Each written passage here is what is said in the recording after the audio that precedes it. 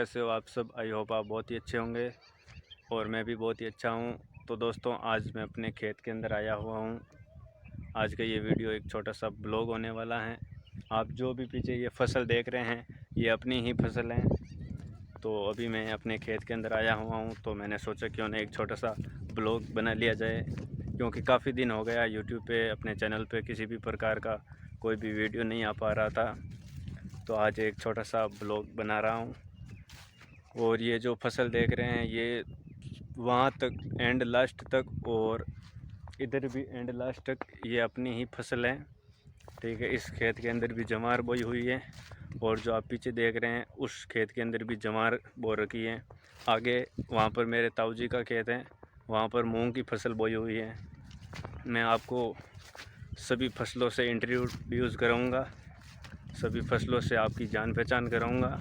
ठीक है, यानी कि थोड़ा थोड़ा नॉलेज भी मिलेगा इस ब्लॉग के अंदर आपको, और बहुत ज़्यादा नॉलेजेबल भी होगा और काफ़ी इंटरेस्टिंग ब्लॉग भी होगा। इतने दिनों तक कोई भी वीडियो नहीं आ पा रहा था, इसकी कोई स्पेशल वजह तो नहीं है, बस वजह इतनी है कि मैं जेट की कोचिंग करने के लिए कहीं अपने गांव से दूर गया हुआ था, नागौर के अंदर। वो चीज़ें हम कभी बाद में जानेंगे, आज बस थोड़ा सा एंजॉय कर लेते हैं। अभी शाम के 7 बज रहे हैं, सूर्य अस्त भी हो चुका है, आप पीछे देख रहे होंगे। और ये जो माहौल है ना, ये वाकई में बहुत ही ज़बरदस्त माहौल है। बहुत ही यूँ प्रकृति को देखते हैं ना, चारों तरफ हरियाली, एकदम बादल साफ, तब एक अंदर से एक अलग ही फीलिंग आती है। तो दोस्तों, शुरुआत करते हैं अपने फर्स्ट खेत से। वो खेत है, वहाँ पर अपना पहला खेत है। ठीक है, वहाँ पर बाजरा नहीं, सॉरी, जवार बो रखी है और इस खेत के अंदर भी जवार है और जो आप पीछे देख रहे हैं उसके अंदर मूंग बो रखे हैं। तो सबसे पहले जाते हैं बाजरा के पास में, उसको हालचाल पूछते हैं। हालचाल तो बाजरा के हालचाल तो वैसे भी बहुत बुरे होंगे, ठीक है ना। बाजरा उस नाना पाटेकर की आवाज़ में कहेगा कि आ गए मेरी मौत का तमाशा देखने। चलो, जो भी कहेगा, चलते हैं बाजरा के पास। और वैसे एक चीज़ और बता दूं, जो भी एग्रीकल्चर के स्टूडेंट हैं उनके लिए भी ये वीडियो थोड़ा बहुत नॉलेजेबल होगा, क्योंकि हम बाजरा के बारे में भी जानेंगे। तो चलिए बाजरा के पास। तो यहाँ से अपन खेत के अंदर प्रवेश कर रहे हैं। वो आप पीछे देख रहे हैं, वो अपने गांव की स्कूल है, अपने ढाणी की स्कूल है। और ये जो बोया हुआ है ये बाजरा है। क्या है? बाजरा है। ये दो खेत हैं पास के अंदर, एक जो आपको ये खंबा दिखाई दे रहा है उस खंबे से उधर की साइड में, और दूसरा है ये खेत। ठीक है ना, इधर वाला है हमारा और उधर वाला है मेरे ताऊ जी का। ठीक है, लेकिन हमारे अंदर क्या है कि जॉइंट परिवार है, फैमिली बस एक ही है, संयुक्त परिवार में रहते हैं। तो खेतों का बंटवारा नहीं हुआ और न हम चाहते कि खेतों का बंटवारा हो, क्योंकि संगठन में ही शक्ति होती है, प्यार से रहते हैं बहुत अच्छी तरीके से। तो दोस्तों, यहाँ से ये शुरुआत होती है, ये होती है बाजरा की फसल। ठीक है, ये बाजरा की फसल है संपूर्ण। वैसे अब की बार बारिश कम हुई है तो फसल इतनी अच्छी नहीं हुई है, कहीं कहीं पर बहुत ज़्यादा बारिश हो चुकी है, लेकिन कहीं कहीं पर तो सूखा रह चुका है, अकाल पड़ चुका है, इतना भी नहीं पड़ा है। ये जो आप पौधा देख रहे हैं ये बाजरा का पौधा है, ये सभी ये बाजरे के पौधे हैं। ठीक है, यहाँ पर ये बाजरे की फसल बोई हुई है लगातार पंक्तियों के अंदर। तो अगर हम बात करें कुछ नॉलेज की, तो देखो, बाजरे का पौधा है, इसका जो वानस्पतिक नाम है, बोटानिकल नेम, वो पेनिसिटम ग्लूकम है। और पेनिसिटम टाइफोइडिस भी इसको कह सकते हैं। इसका जो कुल है, फैमिली है, वो पोएसी है, या इसको ग्रेमिनी भी कह सकते हैं। क्योंकि जो भी अनाज वाली फसलें होती हैं ना, जैसे कि बाजरा है, मक्का है, जवार है, उन सभी का कुल ग्रेमिनी कुल होता है, पोएसी कुल होता है। इसकी जो उत्पत्ति है, इसका सेंटर ऑफ ओरिजिन, यानी कि भाई बाजरा सर्वप्रथम कहाँ पैदा हुआ था, तो ये दक्षिण अफ्रीका है। बाजरे की उत्पत्ति स्थान दक्षिण अफ्रीका है। तो ये जो आप फसल देख रहे हैं ये बाजरे की फसल है, संपूर्ण फसल। और ये अभी बोए हुए इसको 1 महीना हुआ है। ठीक है ना, 1 महीने के अंदर ये लगभग ये इतना बड़ा पौधा हो जाता है बाजरे का, ये इतना बड़ा आप देख सकते हैं।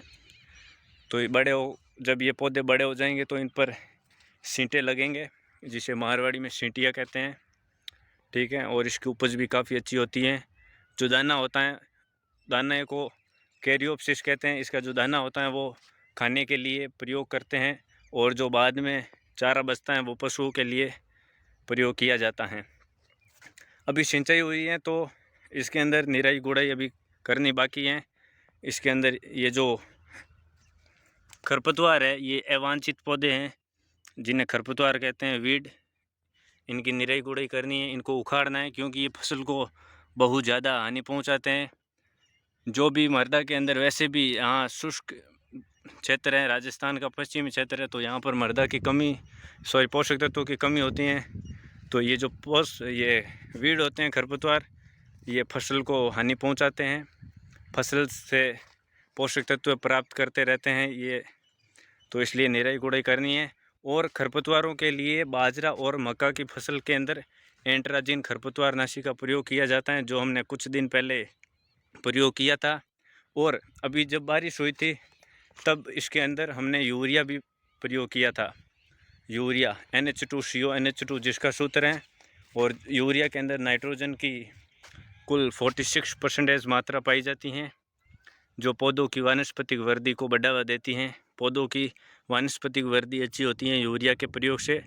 तो मैं भी आपको यही कहना चाहूँगा कि खेतों के अंदर यूरिया का प्रयोग करें, लेकिन ज़्यादा से ज़्यादा ऑर्गेनिक फार्मिंग पर ध्यान दें। अब ऑर्गेनिक फार्मिंग क्या होती हैं उसके बारे में हम कभी एक अलग के वीडियो में डिस्कस करेंगे। और जब भी यूरिया का प्रयोग करते हैं तो उसे फर्टिगेशन के रूप में प्रयोग किया जाता है, यानी कि सिंचाई जल के साथ उर्वरक दिया जाता है। जैसे कि मान लो बारिश आ रही है तो बारिश में हम यूरिया का प्रयोग कर सकते हैं, या फिर बारिश रुकने के जस्ट बाद में हम, जब पानी बह रहा होता है खेतों के अंदर, तब हम यूरिया का प्रयोग कर सकते हैं, ताकि पौधे यूरिया के अंदर उपस्थित नाइट्रोजन को अच्छी प्रकार से प्राप्त कर सकते हैं। तो फ्रेंड्स, ये हैं अपने बाजरा का खेत। अब वहाँ पर है जवार की फसल, तो चलते हैं जवार की फसल के पास में। एंड ये है जवार का खेत जिसके अंदर जवार बो रखी है। तो आइए जवार के पास चलते हैं, ठीक है ना। तो देखो, बाजरा और जवार का पौधा लमसम सेम ही होता है। इसको ज़्यादातर पता ही नहीं चलता कि बाजरा कौन सा और जवार का पौधा कौन सा है। तो थोड़ी नॉलेजेबल बात करते हैं इसके बारे में। तो ये जो जवार का पौधा है उसका वानस्पतिक नाम सोरगम बाइकलर है। और कुल मैंने आपको बताया कि ये भी एक अनाज वाली फसल है, सीरियल क्रॉप्स हैं, तो इसका भी कुल सेम ही है, ग्रेमिनी कुल है, पोएसी, ठीक है। ये जवार का पौधा है, इसके अंदर कार्बोहाइड्रेट पाया जाता है अपने 72.6%, और बाजरा के अंदर 73% कार्बोहाइड्रेट पाया जाता है। यानी कि जवार के दानों की अपेक्षा बाजरे के दानों में पौष्टिकता ज़्यादा होती है, ठीक है। तो ये जवार की फसल है, इसके अंदर भी वही, क्योंकि बाजरा और जवार एक भाई बहन की तरह है, ठीक है। इनके अंदर एक ही खरपतवारनाशी का प्रयोग किया जाता है, एट्राजिन का, और इसके अंदर भी हम यूरिया की मात्रा पर्यायी छिड़काव के द्वारा देते हैं। तो ये जो आप संपूर्ण देख रहे हैं ये जवार की क्रॉप है, ठीक है, सोरगम की क्रॉप है, इंग्लिश में इसको सोरगम कहते हैं। और इसके अंदर भी अभी निराई गुड़ाई करनी बाकी है, ठीक है। तो उधर की साइड में जो हम देख रहे हैं वो लास्ट खेत, वो है मूंग की फसल। अब मूंग की फसल के अंदर चलते हैं।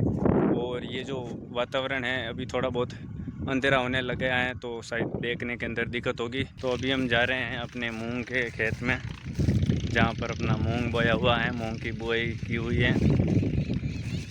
वातावरण बहुत ही मस्त है, ठंडी ठंडी हवाएं आ रही हैं चारों तरफ से, ठीक है ना। सूर्य अस्त भी एकदम पूर्णतया हो चुका है। तो आज वैसे भी घर पे फ्री बैठा था, तो मैंने सोचा खेत खलिहानों में घूम के आते हैं। वैसे जाना भी चाहिए, क्योंकि यहाँ पर खेत के अंदर आकर एक अलग ही फीलिंग आती है ना। मतलब कभी भी डीमोटिवेट होते हो ना, तो खेत के अंदर चल लिया करो, सब कुछ एकदम नॉर्मल हो जाता है। क्योंकि ये जो फसलें होती हैं, ये जो मृदा होती है ना, खेत की मृदा के अंदर एक अलग ही लगाव होता है। ये आप फसल देख रहे हैं, ये संपूर्ण मूंग की फसल है। इसके अंदर भी अभी निराई गुड़ाई करनी बाकी है, और काफ़ी अच्छी उपज होती है मूंग की भी। अगर इसके अंदर मेन चीज़ है कि ये एक दलहनी फसल है, ये एक पल्सेस क्रॉप है। तो जो भी दलहनी फसलें होती हैं उनके अंदर प्रोटीन की प्रचुर मात्रा पाई जाती है। तो मैं आपको बताना चाहूँगा कि मूंग का जो वानस्पतिक नाम है वो रिग्ना वेडिएटा है। और इसका कुल फेबेसी है, या हम लेग्यूमिनेसी भी कह सकते हैं, या इसको पेडिलिएसी भी कह सकते हैं, क्योंकि जो भी दलहनी फसलें होती हैं उनका कुल एक ही होता है, फेबेसी या लेग्यूमिनेसी। ठीक है, तो ये एक मूंग का पौधा होता है ऐसा। इसके अंदर प्रोटीन बहुत ज़्यादा पाया जाता है, 23% प्रोटीन पाया जाता है मूंग के अंदर। और इसका जो दाना होता है वो दाल के रूप में प्रयोग किया जाता है। बाकी इसका चारा भी होता है जो हम अपने पालतू पशुओं को खिलाते हैं, ताकि उनको भी एक अच्छे पोषक तत्वों की प्राप्ति हो। ये मूंग का पौधा है। इसके अंदर थोड़ा ये बाजरा से अलग है, क्योंकि ये एक दलहनी क्रॉप हो जाती है, तो इसके अंदर जो नाइट्रोजन है वो थोड़ी बहुत कम देते हैं। अनाज वाली फसलों की तुलना में मूंग वाली फसलों के अंदर नाइट्रोजन कम देते हैं। अगर हम अनाज वाली फसलों के अंदर 60 किलोग्राम नाइट्रोजन देते हैं, तो इसके अंदर हम लगभग 20 किलोग्राम ही नाइट्रोजन देंगे। इसका जो नाइट्रोजन यानी कि फर्टिलाइजेशन रेशियो है, अनुपात है उर्वरक, वो 1:2:1 होता है। यानी कि नाइट्रोजन की 20% मात्रा और फॉस्फोरस की 60% मात्रा और वापस पोटास की भी 20% मात्रा। तो ये जो फसल है ये मूंग की क्रॉप है। और उधर मेरे ताऊ जी के जवार बोई हुई है। अभी कैमरा थोड़ा साफ नहीं आ रहा है, इसके लिए सॉरी। और आप देख रहे होंगे मेरे ताऊ जी वहाँ पर काम कर रहे हैं। तो ये फसल है। तो दोस्तों, आपने मेरा जो भी खेत खलियान थे वो देखे हैं। आई होप आपको अच्छा लगा हुआ, एक दिल को अच्छा सुकून फील हुआ होगा। अब आपके खेत में कौन सी फसलें बोई हुई हैं आप कमेंट करके ज़रूर बताना।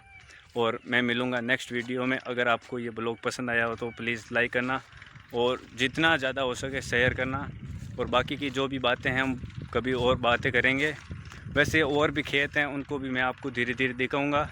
और जो भी आपके मन में कुछ क्वेश्चन आ रहे हैं ज़रूर कमेंट के अंदर डालना। बाकी मैंने जेट की तैयारी की थी, कैसी तैयारी रही, अब मैं सुपरवाइज़र की तैयारी कर रहा हूँ। जो भी स्टडी से रिलेटेड और जो भी पर्यावरण से रिलेटेड, एग्रीकल्चर से रिलेटेड जो भी बातें होंगी हम धीरे धीरे करेंगे। तो सायंकाल हो चुका है और आज की इस ब्लॉग को यहीं पे एंड करता हूँ। आई होप आपको ये ब्लॉग पसंद आया होगा। और वही सेम बातें, लाइक कर देना, शेयर कर देना और सब्सक्राइब कर देना। वंदे मातरम।